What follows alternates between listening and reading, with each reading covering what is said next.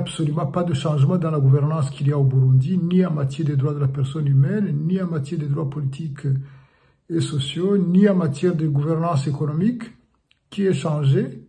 Il y a toujours des centaines de milliers de Burundais qui sont réfugiés, il y a des milliers de Burundais qui sont en prison pour leurs opinions, il y a des Burundais qui sont toujours en prison alors qu'ils ont terminé leur peine d'emprisonnement. Il y a des centaines de journalistes qui sont toujours en exil, plus d'une centaine.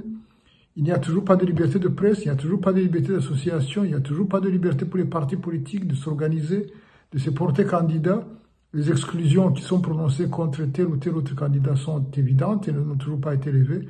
Donc il n'y a aucune évolution dans la pratique politique du Burundi depuis les 10 dernières années qui ait changé, qui expliquerait que la Belgique change sa façon de voir la coopération avec le Burundi. Le seul point de convergence est l'animosité commune entre, d'une part, le gouvernement burundais et le gouvernement belge, et d'autre part, le gouvernement rwandais. Les deux gouvernements burundais et belges ne convergent que sur leur animosité envers le gouvernement rwandais, ce qui explique que toutes les autres considérations de gouvernance, de droits de la personne humaine aient été mises pratiquement de côté pour renouer sur cet objectif prioritaire apparemment qui leur est commun.